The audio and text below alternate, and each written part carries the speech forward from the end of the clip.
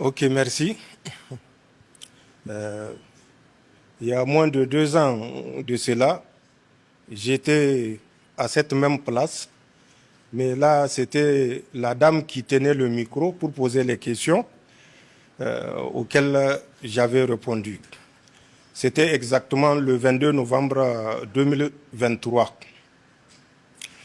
Vous savez que le Mali, le Niger et le Burkina évoluent dans un cadre confédéral.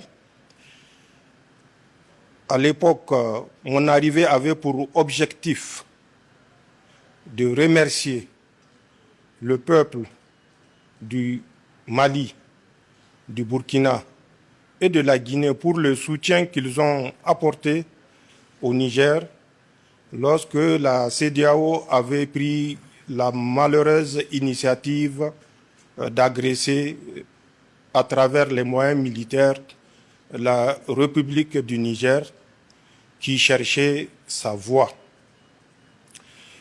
J'étais venu affirmer à mon frère Assimi Goïta, à l'ensemble du peuple malien, notre gratitude et notre reconnaissance pour ces sacrifices.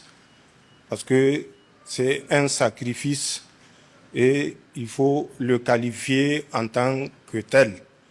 Le fait de rentrer dans la guerre éventuellement si le Niger venait à être agressé.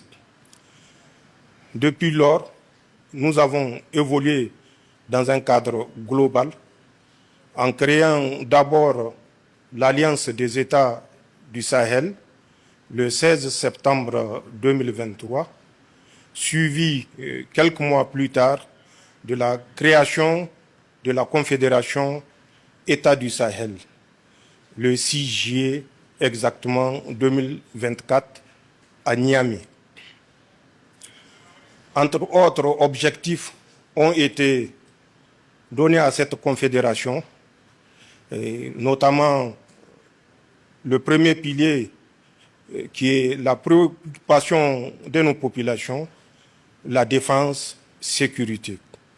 Ensuite, un deuxième pilier d'abord, qui est celui de la diplomatie, et un troisième pilier qui est celui du développement. Pour ces 3 piliers, nous nous rencontrons à travers